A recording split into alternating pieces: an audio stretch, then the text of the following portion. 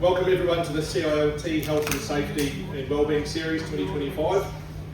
My name is Dan Patrick. I'm the Southern Section Chair for the CILT, the Chartered Institute of Logistics and Transport. It's a bit of a mouthful. CILT New Zealand is part of an international organisation which we're well represented here today, with over 33,000 members worldwide. I've got a couple of thank yous, and we've already thanked TSI for lunch, but I want to thank them again, so thank you. But a huge thank you to New Zealand Trucking, to Dave, Carol and John for the collaboration today. It's great to have a couple of industries working together, and we're grateful for the opportunity. A big thanks to our panellists here, which we'll thank at the end of the session. It's really great for you to take time out of your day. It shows a commitment that senior managers are making day in and day out to the health and safety of their people and their business. And a really huge thanks to Leanne Anderson sitting right in front here. So she wears plenty of hats from the CILT Trucking Association and her day-to-day job with Oxyland. She's been a huge driving force behind getting this event up and running and keeping me on task, so thank you, Leanne. And your thanks to our audience. Look, I know you'll participate well, and you've got a few questions that we'll throw our panel via the way of our moderator, who I'll introduce a little bit later, Dave McCoy. Look, I hope you all enjoyed today's session. Like I said, we've got a really good candidates, 5 great candidates up here to have a chat. You'll take something out of it, I'm sure. So what are we talking about today? So we're reflecting on 10 years of the New Zealand Health and Safety Work Act, so 2015, so 10 years has gone just like that. And we're talking about how the Act has changed the way we work in transport. But there's been huge changes in my just over 30 years in the industry, and it might create a debate, but it's probably all for the better. So what I'm going to do is stop talking and let these people talk. I'll introduce each speaker, and then they'll have a turn to talk, and then I'm going to hand it over to Dave McCoy from NZ Trucking Media, and he'll moderate a Q&A session that we have some questions already, and anything that comes from the floor. So our first panellist that's talking today, Isla and Michelle, both are from CILT NZ, so General Manager Health and Safety. A quick bio from Michelle, and it's not easy to write about yourself. A passionate risk manager with extensive experience in mining, shipping and transport and logistics, with over 20 years experience. Strong operational background in the likes of mining, fall of ground and safety systems. Truly understands the importance of integration between operations and health and safety to achieve operational excellence safely. An expert in understanding the relations between human factors and human reliability, and the influence this may have on performance shaping factors. A Trekkie who is also a Harvard Law School graduate, IMD as she likes to be referred to, leads all things risk as GM for CILT NZ and Bluebridge. Thank you.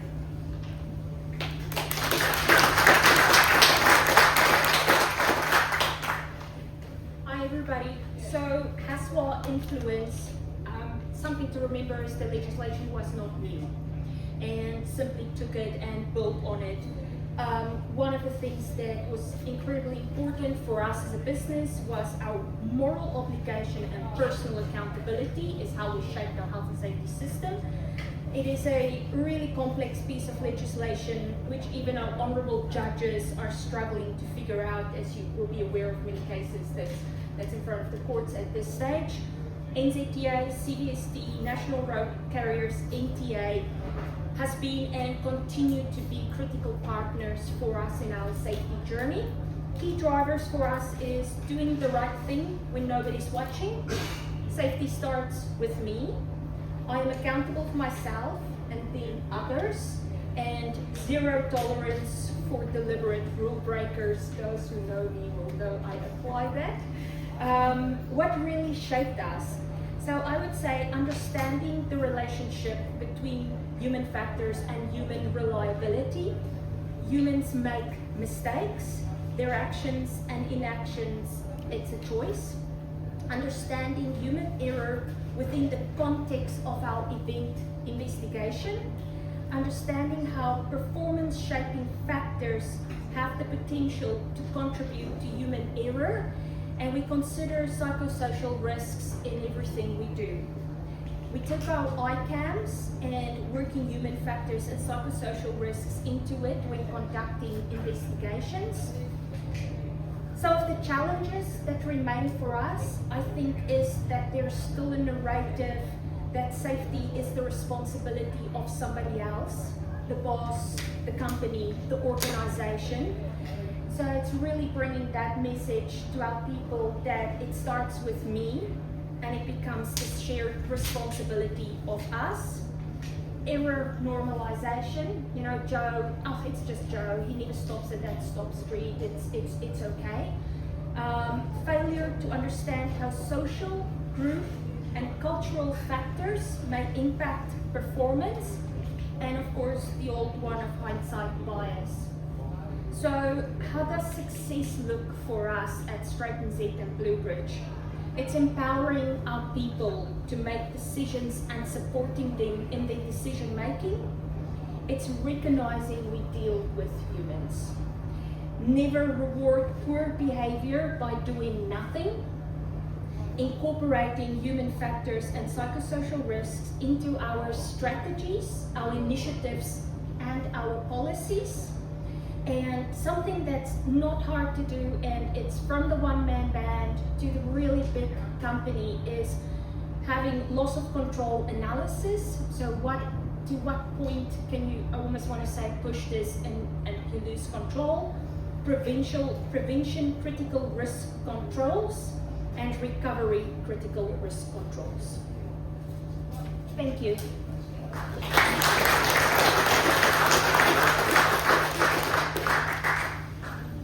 Thank you very much for that, Isla Michelle.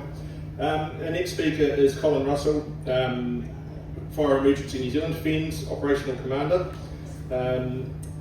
Colin's currently an Operational Commander for Fire and Emergency based in North Canterbury, having clocked up 40 years of service from Dunedin, Invercargill, Rotorua and Canterbury. The service has seen him with 30 years of frontline trucks and the last 10 years as a senior executive. Colin has worked across a wide range of emergencies. He has a passion for keeping his people safe in a very dynamic and often volatile situation, along with the bigger picture of how exposure over time may affect the health and well-being of frontline responders.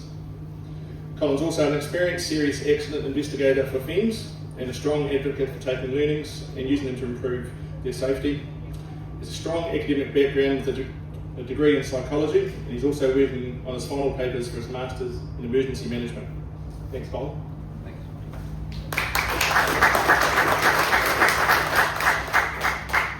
Thank you all. Pleasure to be here, and it's always good to interact with different sectors of the community and share some common learnings, which is good. So I'm going to take a slightly different tack and just talk through some of our sort of systems on how we assess risk and manage risk in our environment. So,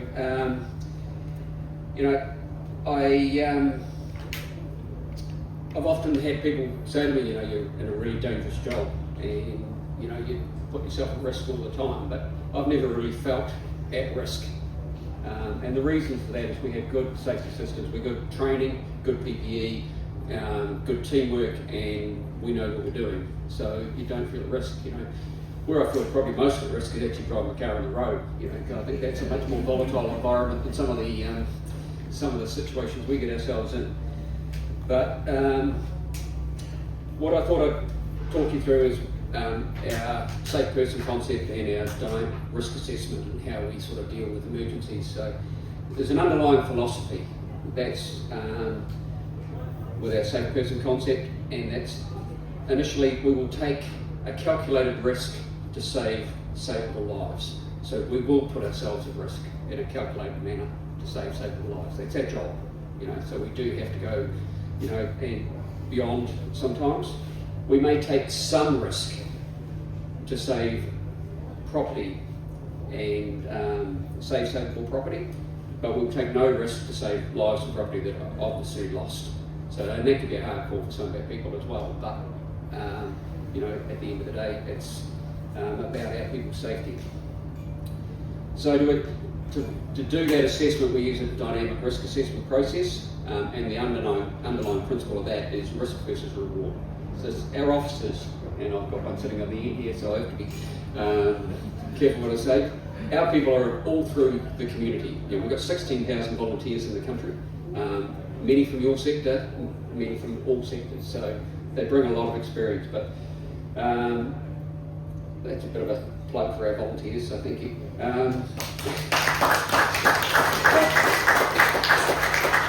The underlying question always in the head is risk versus reward. How much risk am I prepared to take, and what's the benefit? And that's the underlying principle whenever we go through any of our dynamic processes. So first of all, we need to sort of decide figure out what the problem is, and look at how to solve it. And once we've come up with a bit of a plan to solve it, we run a dynamic risk assessment on it. So we look risk versus reward. Is it worth proceeding? Yes. We're going to get decent reward out of it. And then we look at what hazards are involved and what control measures we can put in place for those hazards. And then we look at it as it's, and try and make it safer from putting those control measures in place. If it still comes to a place where the risk is too high to get involved, we go to a plan B or a plan C and look at different ways of doing it. Now, our officers on the ground are doing this in a couple of minutes before they task their teams to get to work. So we train in that environment, we train with this process, and we're asking our people to make some critical decisions in very short periods of time with very little information. So we need to have robust systems in behind those decisions to ensure that they keep our people safe. But it works well. Like mentioned, I'm a level 2 accident investigator, so I've done a lot of serious accident investigations across the country, and we generally perform pretty well with our systems. There's always the odd one that sort of slips through, but we'll take learnings from those, and we've got a whole lot of systems in the background that upskill our people when we do learn. So, yeah, happy to answer any questions on that later, but thank you, appreciate your time.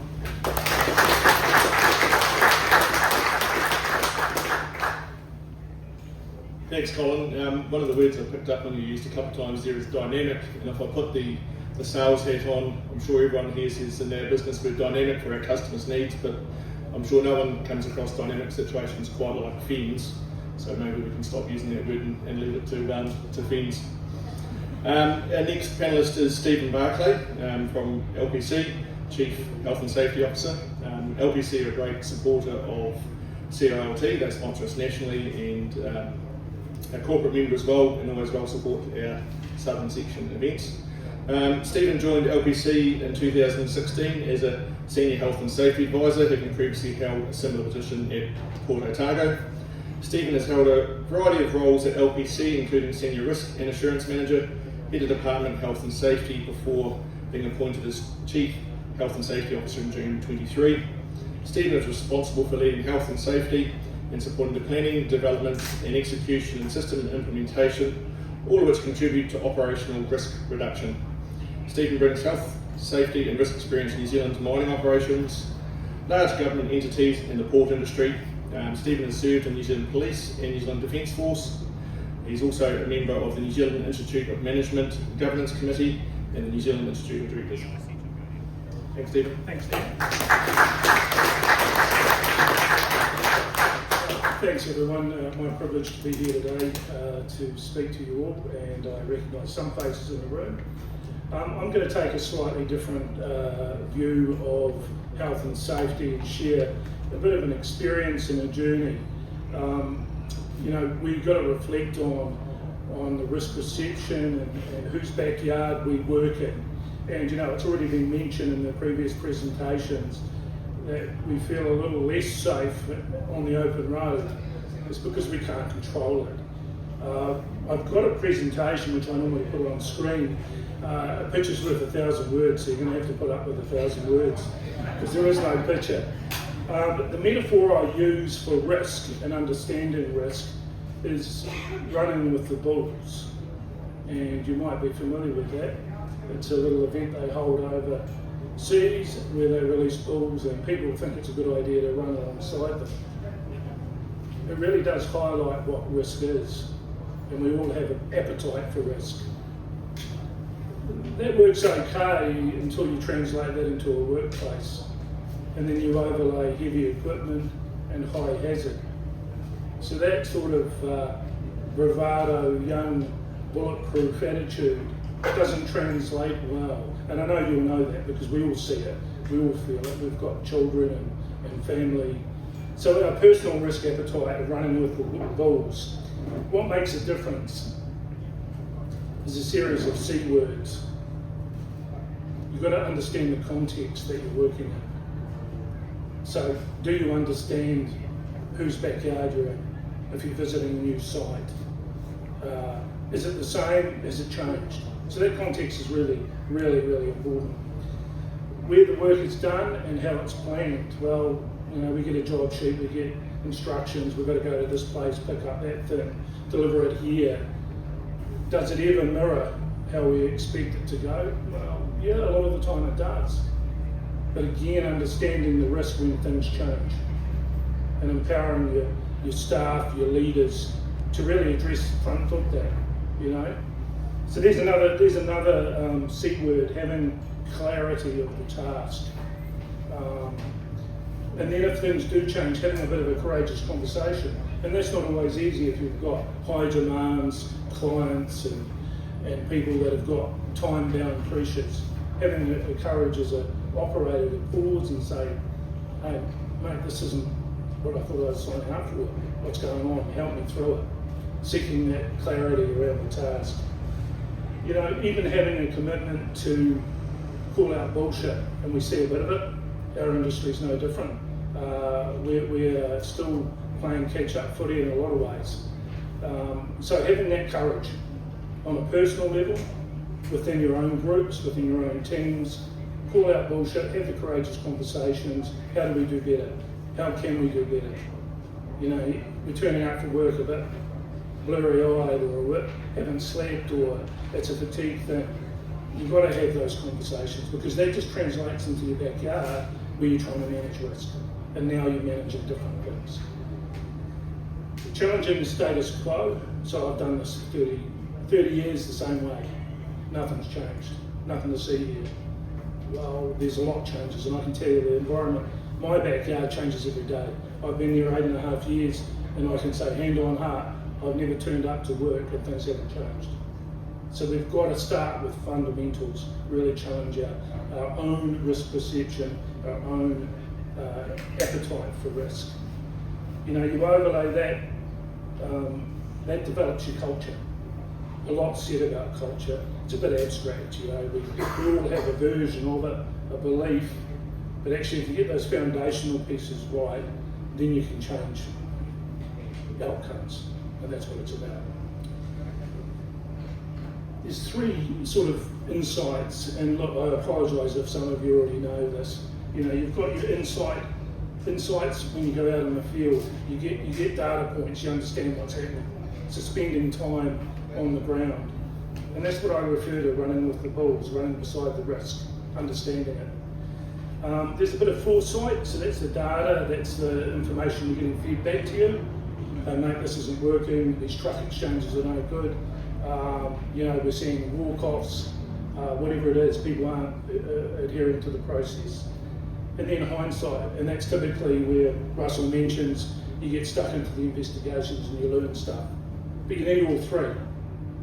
And for that to happen, you need open communication, another C word. And if people don't feel safe to share, then it gets buried, and then you find out after the fact. And that's not where you want to be. I'll skip that slide. The other one that you have is risk normalisation. So people see risk, they walk past it. Leaders call it out, they have that courageous, no, that's not right. We're having a bit of a discussion within our own group around PPE, the use of helmets. You'd think it was pretty simple, you know, what risk are you mitigating? There's a broader discussion, why would you need it? Well, you know, you had a head injury, I caught the back end of it, very good presentation. Surely we want to reduce that risk. There's more discussions to be had in that space. It's how we become we adapt to the level of risk, we normalise our risk. And it's a human factor, and we need to challenge it every time.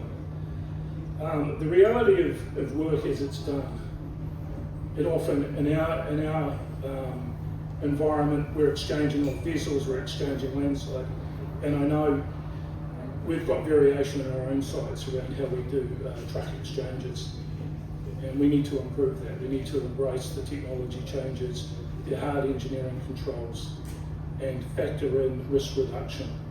So really, the metaphor, and I wish I could share the visuals, they're a bit of fun. You know, running beside a bull with horns, that can be a little bit unpredictable, but you need to understand the risk. You need to spend time in the field, you need to lead from the front and really challenge your work teams and your work practices. Now I know that you know that, because as an industry you're improving, and I see that. I see some amazing gear out there and suppliers, and so I can see it being embraced. We've got a part to play too, to support that, but I think the one thing we all share is an appetite to get this right, and yeah, so that's our challenge collectively. Thanks, Dan. Cheers.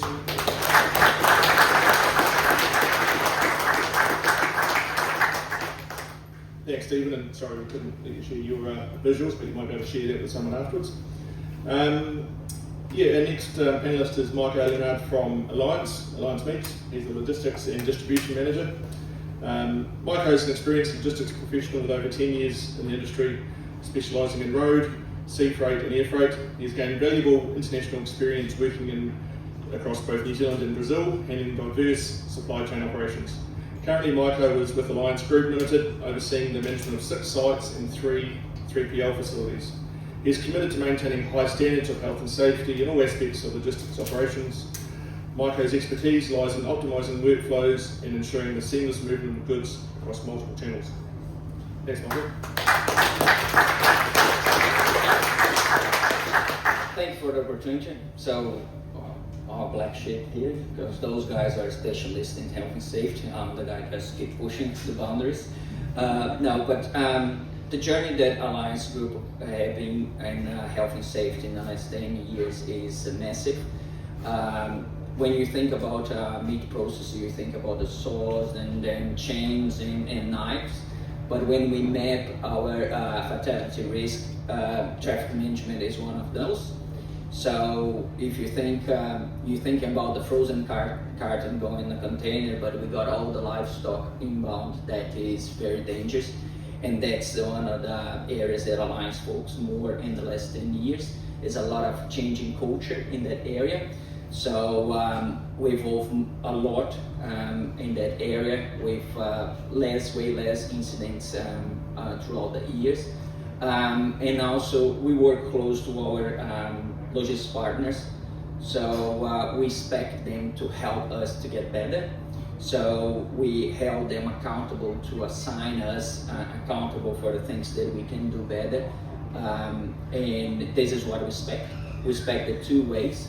So as I mentioned, traffic management is one of the fatality risks for Alliance, and we need to work with the guys that are on the ground doing the job, and they are the best people to tell us what we're doing wrong and what we could do better.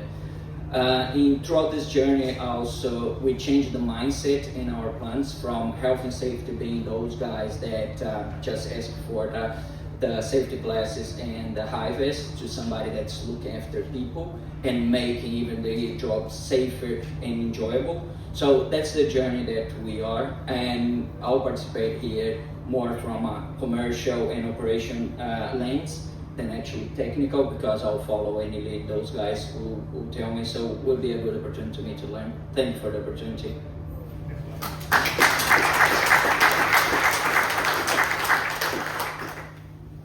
Thanks, Michael. I don't think the meat industry is much too different. It's quite a traditional industry, so it's good to hear what's going on there and you're making good improvements. Our last panellist, and definitely not least, is Tom Bryant, the GM for Safety, Quality and Compliance with Hilton Haulage. Tom's an experienced health and safety practitioner with a breadth of experience spanning transport, logistics, aviation, maritime and tourism. He comes from a background in customer-centric operational management and seeks pragmatic solutions for his team and customers. Tom leads the safety and quality teams in the organisation with a focus on core values of safe work, safe home. Thanks, Tom.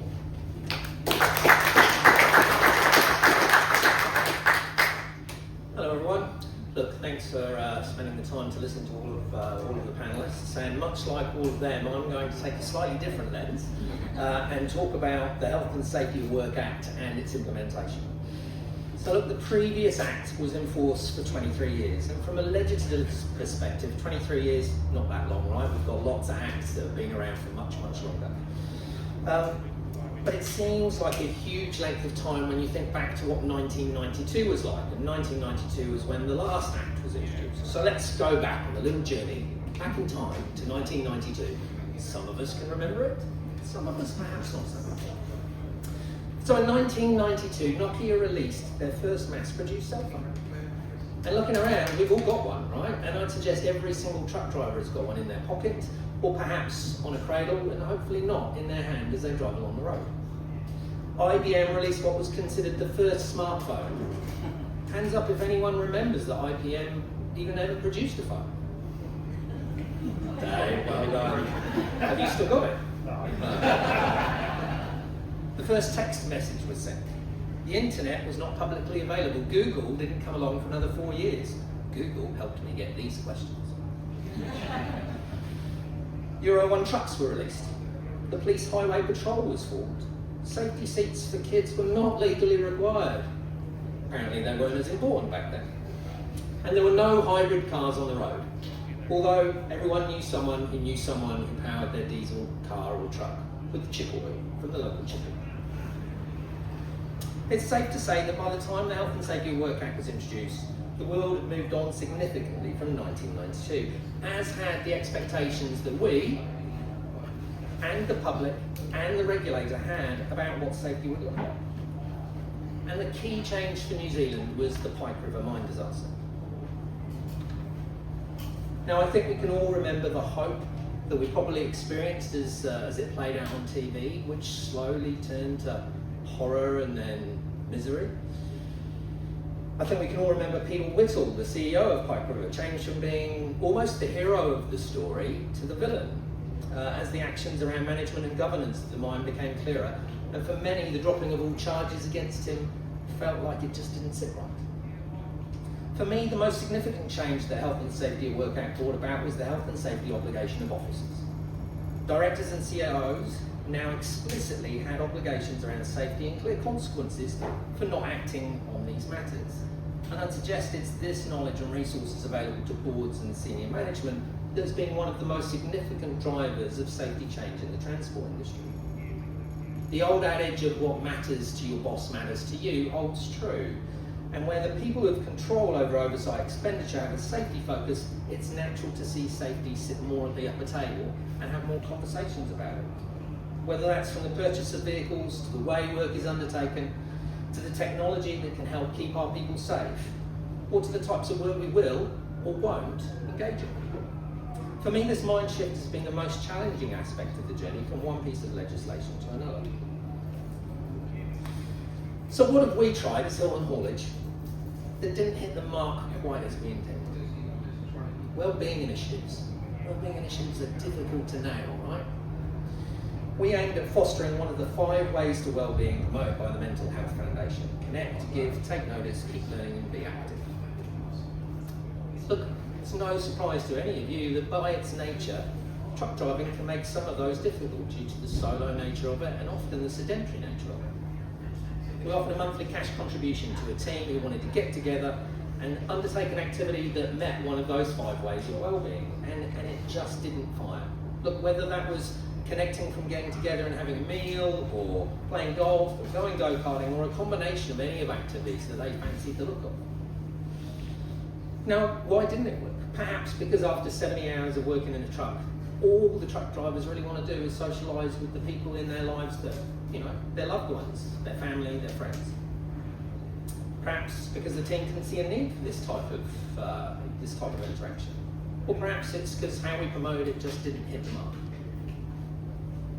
But what has worked? One of the areas under the Act that generates constant debate is the catch-all clause of what is reasonably practicable? Who can tell me what is reasonably practicable? Literally no one. That's right.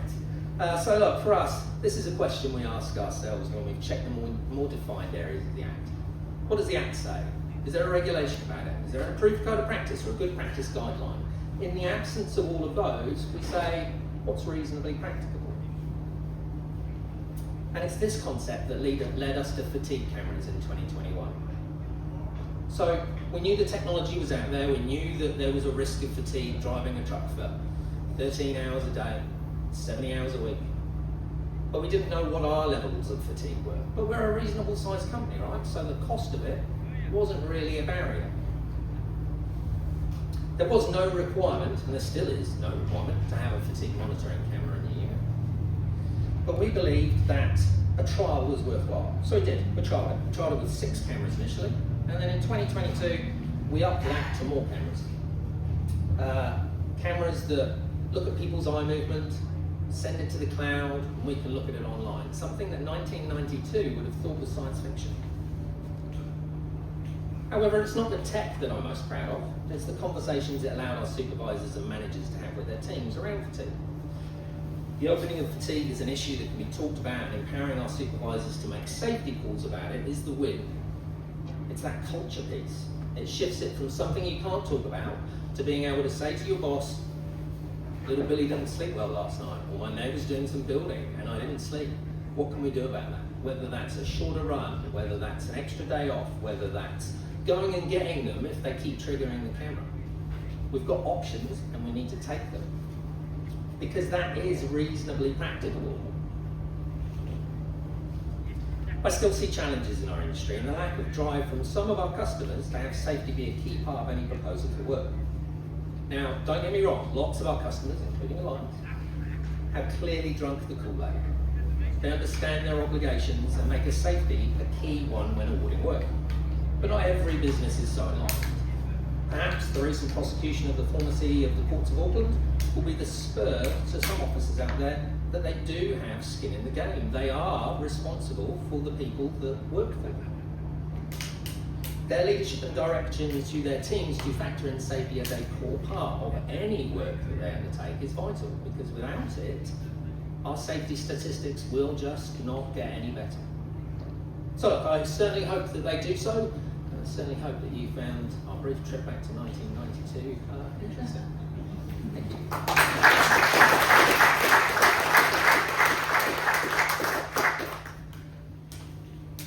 Thanks, Tom, and to the rest of our panellists. It was, really enjoyed that. Now I'm going to ask Dave McCoy from NZ Truck and Media to come up. Dave's got some questions for our panel, and also will mediate some questions from the floor, should you have them. So, welcome, Dave.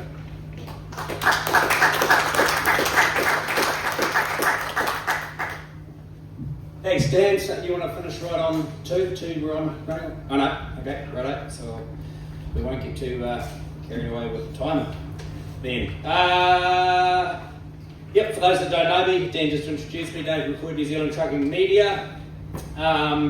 So just to framework the questions in terms of context that I was given here, stimulate thoughtful discussion and insights focusing on their company, so mainly their company, but also their company, and individual journeys since the introduction of the new health and safety legislation 10 years ago, providing valuable perspectives on their experiences and strategies and what is their most significant challenges, people and culture. So that's just to give it a context of where we sort of want the questions to go answer-wise. It's interesting though, and I hadn't planned on saying this, but I'm going to while I've got the microphone and all the power is mine. I'm reading a book at the moment, and it's twice in the last month and a half it's proved to be incredibly valuable to me. And the most dangerous workplace in the world, without shadow of a doubt, and there'll be no argument on this, even though you're probably thinking mine is, but is obviously the theatre of war. And you'd be quite surprised at how safety penetrates the theatre of war even. I'm reading a book at the moment called Extreme Ownership. It was written by a Navy SEAL commander, a guy by the name of Leif Babin. And he talks about extreme ownership of obligation and responsibility. So he said in the Navy SEALs, if someone answers a question with, oh, but I sent him an email, oh, but I sent him a text, and that's where it ends, people die by the dozen. So the book is basically about every person at every layer of the institution, having been given an obligation or a responsibility, has the power to see the logical, operational and management conclusion of that responsibility that they've been assigned to its end and to their satisfaction. So that means if an infantryman or a Navy SEAL that's at the front lines is given a responsibility, he can question to the very top to make sure that that responsibility has been seen through with no recourse back to him whatsoever in any way, shape or form. He owns that problem until that problem is resolved to the satisfaction of himself and the organisation. Now that works in that organisation because if I'm a Navy SEAL with a gun and I've been given a responsibility and I don't see it through, all these guys around me might die and that'll come back to me. All the eyes face back down the chain to the person who had the original ownership of the problem. Now, and which I thought fitted really nicely in the context of safety. It also fitted nicely in the context of management at Long Haul Publications last month, where we had a few hiccups with our 40th issue, and I got the answer, but I sent them an email, and so I gave them a vocal management lesson circa truck driving 1993, right? And that went really well. Okay, so the first question, I'm going to cherry pick them a wee bit in the interest of time because John will want me to finish at some point. And so I want you to thrust your hands in the air so you've all got answers because this is your hot baby of a topic. What were the most significant challenges your organisation faced during this period of regulatory change? And I think we can probably let Tom off the hook on this one because that's basically what his speech was entirely about. Would anyone else like to add to Tom's answer in terms of significant challenges any one of the organisations, and it might have been the organisation you worked in at the time, faced? Yep. No? Gotcha. Well, I think it's fairly clear to say that the port industry as a whole has been a high profile industry with a very checkered record. Where I want to take the conversation and response is actually the regulator and the changes to the regulation is not the reason to get it right. The reason to get it right, I heard, I think you mentioned the moral reason. Well, it's about safe production. It's about producing goods safely. And so it took a while for our industry to really wake up to that call. We were working at the bottom of the rung, working on legislative compliance and prosecution and post-fatality incident reviews to really start learning and adapting. One thing that I've seen change is that we're now actually engaged in the task of reducing risk and understanding what that actually means at the coalface and forming better relationships with the regulator. And that's tough because, one of the CEOs, as was mentioned, was prosecuted recently, and that's sent shockwaves through boards, and they're challenging us now. Due diligence, get out there, make sure you're doing the work, as planned. Well, if you're getting the work in that safe production model right, the rest takes care of itself. So for me and the team that we work at the port, that's where our focus is going, and getting our operating disciplines, our processes, and then the legislation compliance all aligned to that. So, yeah. Cool. Anyone else? Questions? No one? Okay. Next one. Can you share an example of a specific initiative or program that had a notable impact on fostering a safer and healthier workplace culture?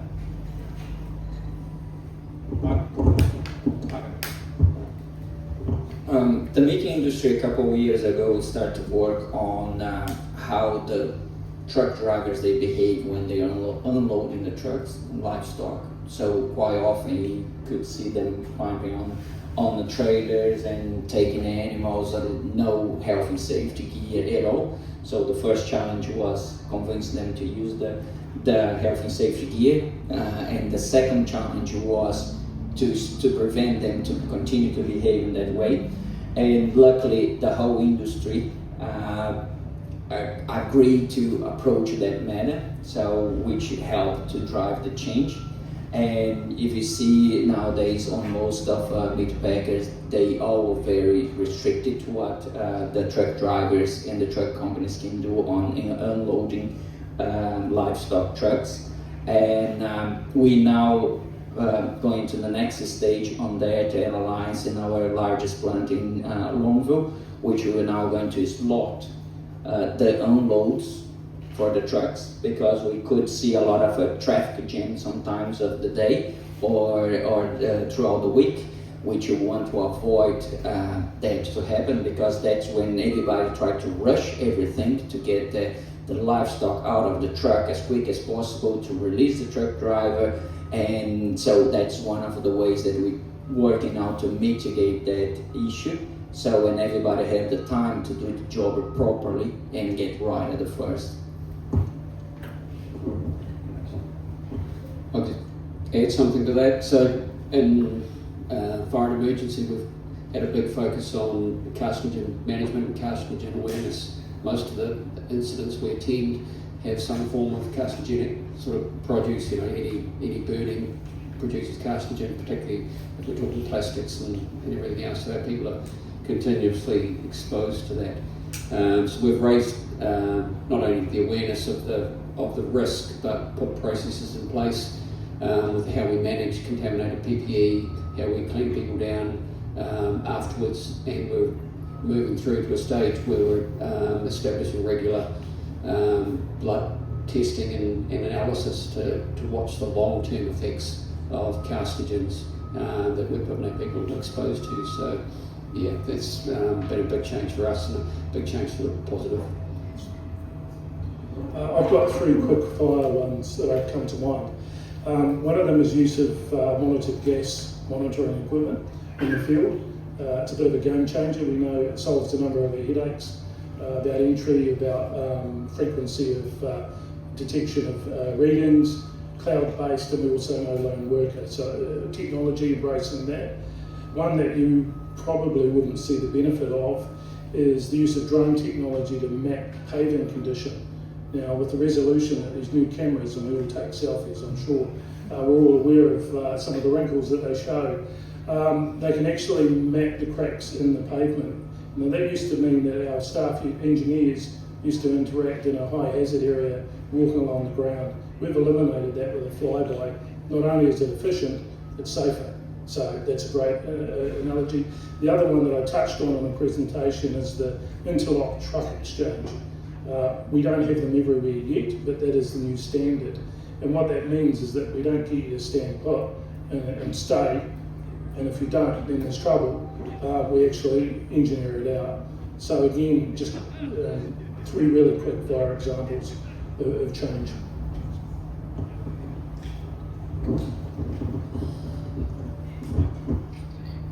Just going back a step, which is a presenter's way of saying I missed the question prior.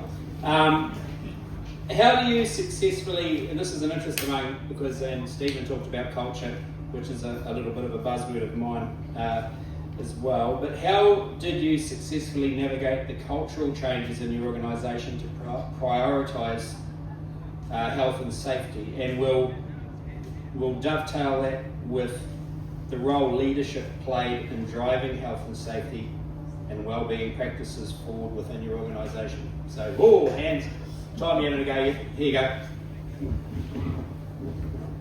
Thank you. Look, I'd say it would be a mistake to think that leadership only comes from the top. Leadership's not just hierarchical, and in fact, if you want to make a culture change within your operation, you need the thought leaders who sit amongst your business, regardless of what their title is, to be on board with it. Because if they're not, you're not going to have that drive and motivation within the team. So if you can get alongside those people, you identify who they are, and you all know who they are, right? If you look around the people that your team naturally gravitates to, they're the people who you need to get alongside and say, we want to try this, what do you think? Because as soon as they're going to their colleagues in the smoker room, this is a great idea, we want to hit this, you won. And that, I think, drives culture. That said, you've still got to have the leadership at the top going, safety is important. Because if you've got those mixed messages, it's just not going to work. Yeah, look, I echo what Tom said. For me, two things, and you touched on it. Identify the risk owner. So who owns that risk?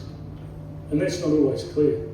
And too often you hear conversations, it's maintenance, it's the mechanical guys, it's finance, it's this. What you're doing is you're saying, we're not really sure who's carrying this risk. If you've got an operation, you've got an ownership, identify who carries the risk. And then get them to own it. And they don't always line up. Because the transference of risk to someone else, somebody, this abstract person, is where the gap is. So clearly identify who owns the risk, who's responsible, and then get them to own it. Those will change culture. Could you hold on to that microphone, please, Colin? Sure. And the reason I say that is, if I think of what I talked about at the start of that extreme ownership, and then what Stephen's just talked about in identifying the risk, or who owns the risk, in your environment, when something's ablaze, everyone owns the risk, and regardless of the hierarchy you hold, and who the squad that's attending the scene at the moment, if the most junior person sees something that no one else has seen, you've got to be all ears and eyes to what he's saying, even if it's his first day on the job. Yeah, absolutely. And we train that into our people right from the day one. To anything they see that might be a hazard or might be developing, because an officer, the person in charge of the scene, has only got one set of eyes and those different perspectives from the crews and that feedback. And I guess that's another development we've had with radios issued to every single person. Back in the day when I started, you're lucky to see a radio because they were quite expensive, and maybe the boss got one, but now every firefighter's got B8 comms in their mask. They can talk from inside to and be heard around the place. So that's a big development. But yeah, the knowledge we gain from multiple sets of eyes across a problem really helps the officers make a safe decision and react in the appropriate way to any developing hazards. Yeah, cool. And I can add to that from a truck driver's perspective, because you have to remember, when that truck driver is in his cab, he owns the risk. He obviously have dispatch and have multiple people he can communicate with. They have to make split decisions, they own the risk, and that is why we drive moral obligation. So, and you'll always hear me talk about, we encourage, foster the belief of it's your moral obligation towards yourself, to your co-workers, to the public, that you do the right thing, and you do the right thing when nobody is watching. One of the other things, 10 years, 1992, truck drivers would not have called into dispatch and say, I'm too tired to work, my child was upset the whole night, things like that. They would have just tried to push through. Where one of the culture changes we've seen in our business is when they started doing it. They actually called up and said, hey, I can't drive today, I'm not feeling well, I didn't sleep, had a sick child, and that was where we really recognized that the culture change is happening. Yeah, it's really interesting that who owns the risk question in the culture, because we only see our staff when we see our staff, and because the road transport industry is festooned with people who don't openly communicate well, because they spend their life in quite an insulated room for quite a long period of time, and yet, speaking from the point of view of the world's greatest advocate for truck drivers, which is myself, they mitigate and avoid potential catastrophe at least 60 times an hour every day, because it is the largest single moving object allowed free rein in society under the complete control of a single person for loading, navigation and onboard engineering. And so when we come in and talk to them about what they haven't done, we forget what they have done for the 60 minutes of every hour for the previous 13 hours to return your asset safely to the yard. So, yeah, but that's just my thoughts. Under technology and innovation, so Tom will grab the microphone here, like I'll hide it from him and give other people a chance. Having been there, has there been any particular technological advancements that have revolutionised the safety practices in your industry? Sorry, we're getting sick of the sound of my voice. Two things come to mind. The use of AI for trend monitoring of data. It's an emerging trend, but it is actually already starting to demonstrate its power. We all look at incident reports, near misses, things like that, not only within our own business, but wider. There's real potential for that. So that's certainly an emerging trend for technology. And the other one is the use of AI for camera technology and operational deviation. And what does that look like? Well, cameras are getting quite advanced now. You can put geo fences or virtual exclusion zones. And if people move in and out of it, the cameras will detect it and alert in near real time. And that's a game changer, because now you don't have to build the infrastructure. You can actually just overlay a geo fence or an AI, and then you're actually doing two things. You're working out the level of compliance with the requirements. So, is the control effective? 99.9%. And you're also getting digital feedback real time of deviation. But being a camera, you can also capture and timestamp who's responsible. So you get that accountability piece. So that's a game changer for us.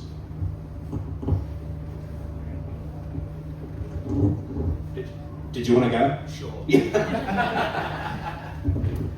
I'd hate you to hate me. Okay. Look, I think you absolutely nailed the piece where drivers make our trucks safer. The vast majority of the time they're making decisions. Every moment of every day, they're doing it right. And it's the exception where it goes wrong. Look, AI is great. AI is the buzzword. It's amazing.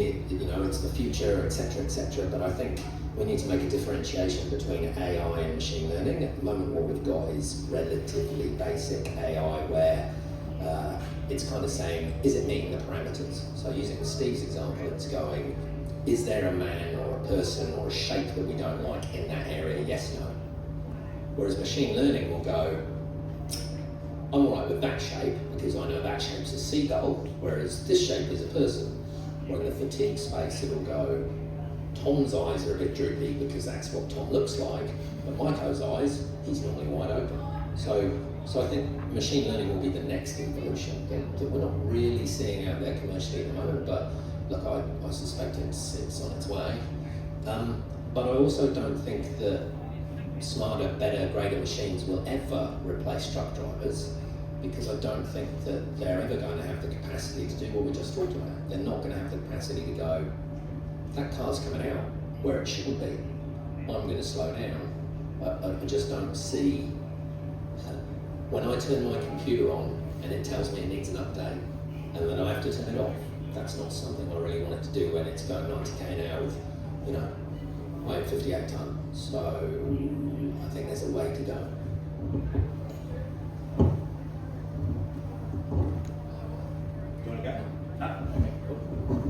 I just didn't want you to miss out. Okay, here's a good one. How are we going for time? Terribly, right? But we're doing all right. How do you measure the effectiveness of your health and safety and wellbeing program? I'm all ears on this one. Who wants it first? I could bore you with the traditional data-led discussion, and that's important. The effectiveness is when your workforce are talking about it, where they're having conversations amongst themselves, where they're coming to you wanting to improve things, where they're demanding more budget from you, which you don't have, and you've got to scrap around and improve a business case. They're having conversations that you've been trying to push down for a long time, and now they're pushing up. So they're actually living and breathing the value of safety. That's when you know you've nailed it. You can monitor the crap out of everything else, and you should, but that's the effective change. That's the hallmark. So in your organisation, do you sit there and talk about pure stats and then overlay that with the mood and feel of the place? No, we've actually flipped it, because you know the old traditional agenda items, you work your way through. We'll start with safety moments, and I know a lot of you will, but we'll also encourage free discussion around what needs to change.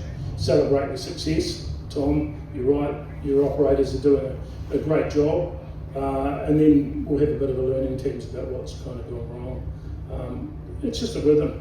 It is a conversation, and none of the complex. The data helps the management and maybe where we need to spend the money, but that shouldn't. And from our perspective, our view is that's not the starting point. Yeah, to say from our perspective, you know, we're still very data driven in monitoring our progress in health and safety, but you know, I totally acknowledge that, you know, the real measure is the culture and what you see on the ground and how people are behaving, and we get that behavioural change, which is, we don't have a really good measure for that at the moment. I wish we did, but open to ideas. And I second what you guys are saying. So absolutely, when you see people doing the right thing when nobody's watching, and when they're having that safety conversations by themselves, you know, uncouraged, and then just go for it. Absolutely.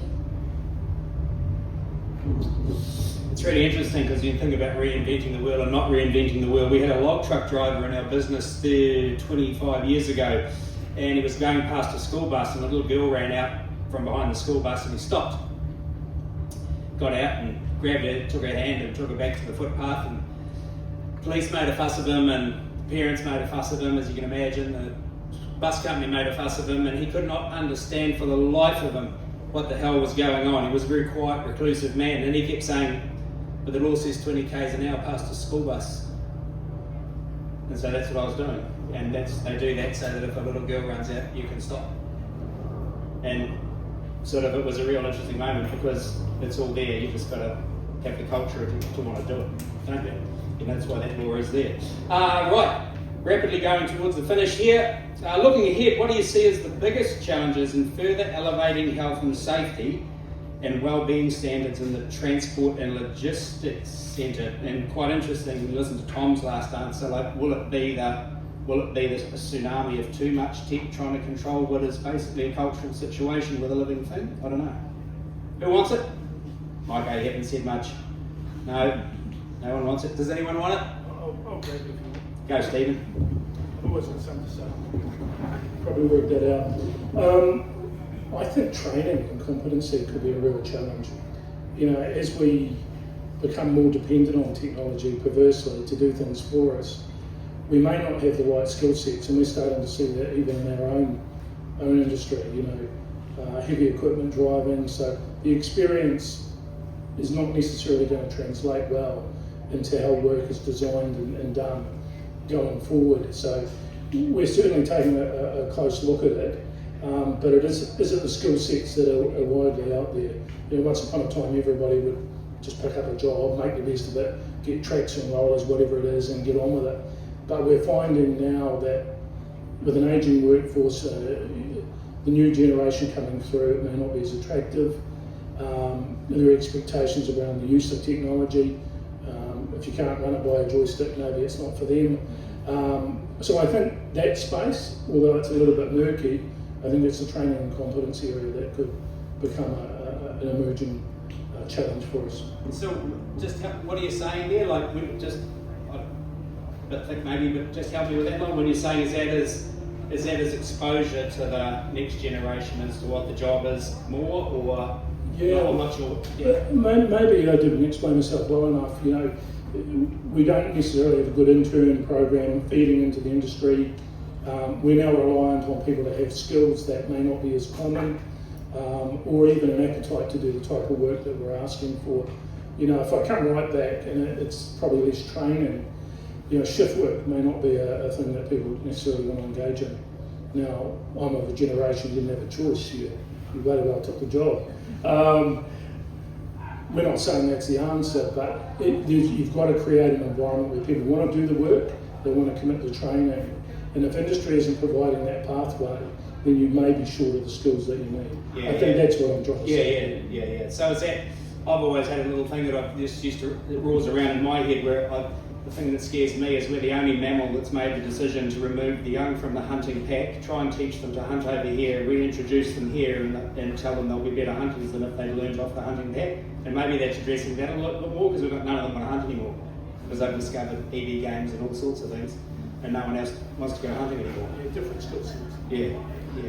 And my thoughts is around maintaining that culture. You can establish a good culture within an organisation in regard to health and safety, but that encourages complacency when nothing's happening, and you always get that risk of the culture sort of reversing. So it's keeping it interesting, keeping it fresh, keeping it current.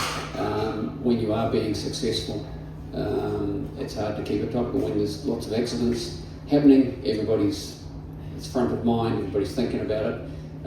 When you reach a successful place where you've reduced your number of incidents and impacts on people, how do you keep that discussion alive and keep people engaged? Yep.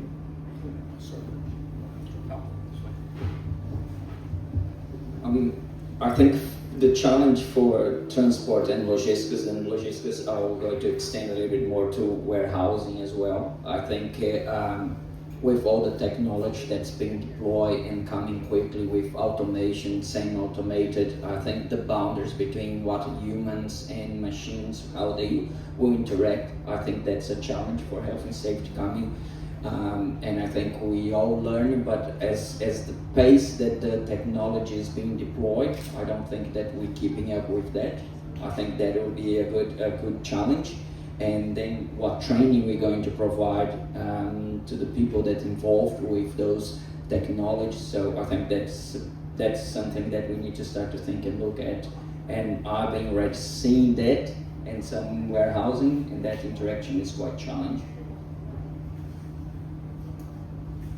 Yeah, look, I liked your analogy around the hunting pack because effectively what we're going is safety now, we're removing children from the work environment, and we do that 100%, right? It's very rare that we let passengers who are non-work related go in trucks, both from the perspective of the risk of them being in the truck, but also our customers have little desire to have children in their workplaces. But that does mean that you're not fostering the desire in those young people to become truck drivers because they're not seeing mum or dad or whoever doing the truck driving. And then we're kind of surprised when they hit 18 and they go, work 70 hours a week, you off your nut, why would I want to do that? I think we're forming our own problem in a way because we're going safety now rather than safety in the future. Yeah, exactly, yeah. That's right. Oh, yes, question?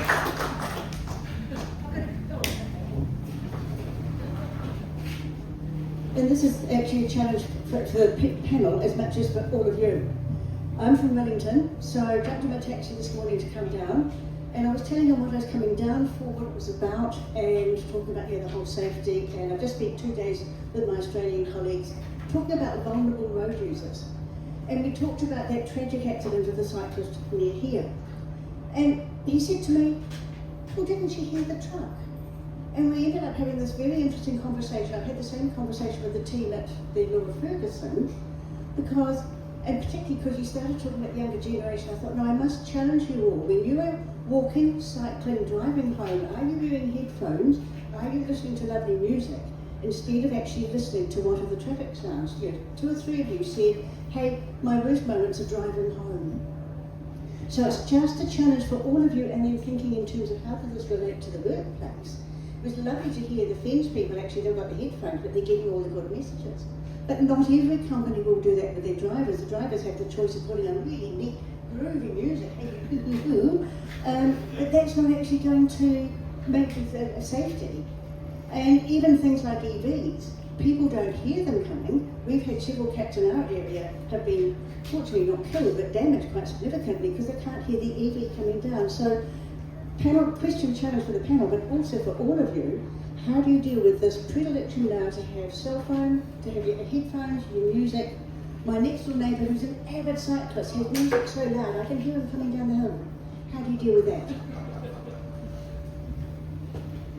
And it might be, think about it. Look, I love to ride my bike and I listen to music almost all the time. And I didn't used to. And kind of, I guess the way it went through my brain was, I'm going to follow the rules. So I'm going to be in the right place. And if I can hear a truck coming, whether I've got headphones on or not, it's probably behind me. And I don't know whether it's going to pass me by that much or not pass me by that much by the sound of the truck or the car. I don't know. Would I be safer without headphones? Well, probably, but it's that risk piece, right? The risk piece that we talked up front. What are we prepared to accept in our personal lives, and what are we prepared to accept in the workplace? That's a real running at the bulls moment. Yeah, absolutely. So if we had a forklift driver wearing his headphones driving around our yard, completely unacceptable. Yeah, I think you've nailed it.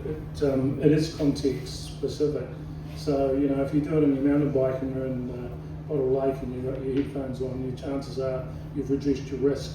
But yeah, doing it on an open road with a fully laden truck, maybe not so good. But I also think it speaks to reliance on a single form of protection. Too often we see one thing that can go wrong and you get a really bad outcome. You've got to have layers of protection, so particularly when you're exposed to high hazards. Now that's difficult in a dynamic environment like a road, but we're seeing the emerging technology. You know, my car's trying to brake for me now. You know, and it's a bit off-putting because I'm old school. I used to do that myself. But chances are it's getting it right, and it's picking up the gaps that I'm not. So I think it is it's never one thing. It's layers of protection. Yeah, definitely environmental. You know, I'm actually a runner, not a cyclist, and I always run with music. And the greatest threat is, you know, cyclists coming up behind me with music. But as a running coach, I try. As a running coach, we always teach our athletes to run into traffic rather than run with traffic behind them, so they can see what's coming at them. So that's a mitigation for all you runners out there. But yeah, in the workplace, you know, we've got different environments. So you know, the BA comms I mentioned for working inside a fire, it's a speaker that sits on top of the ear, so it doesn't actually remove the other sensors. So, you know, environmentally, we've got pump operators that have radio comms inside hearing protection headsets, so they can actually communicate on the radios at a reasonable volume without being deaf, like I am from many years of working beside loud pumps. So, yeah, definitely situation specific. Yeah, it's a very interesting one, isn't it? Because yeah, I'm an incredibly primitive creature, so I go for the laws of if you put a set of headphones on and ride a bike on a main road, have you taken every practicable step to be safe? No. And do you still hold to the values of personal accountability? Yes. And then go for a ride. Yeah, interesting. Well, I'm supposed to give a summary, but I've cunningly used up all that time with the panel. Oh, do you want? No. Oh, here we go. Oh, here we go. Sorry. Hi, this is probably a simple one, but I'm going to go back to 1992. And the reason is as much as it may be, not pedantic, but a bit passé, might be the word, was when I first came across some of the DuPont safety procedures. And one of the things was, and I think it's still perfectly relevant today, was the fact that irrespective of even small things that Murphy's Law, you know, if it can go wrong, probably will go wrong at some point in time. But a lot of, and some of it actually involved warehousing, so it was good that the warehousing got a dog, I think, was that, you know, a lot of, I want to say junior staff might consider themselves that, you know, why would I mention something quite minor that might never go wrong? You know, who's going to listen to me up the pecking order and things like that? Whereas there's really, you know, a culture, basically, facilitating that response basically from your staff, so they don't feel lower than low or look stupid because they mentioned something. And I just throw it over to the panel as to, do you actually, encourage, anything that could go wrong, at least tell someone, for God's sake, because it probably, sooner or later, we're only emotion, or, it'll happen.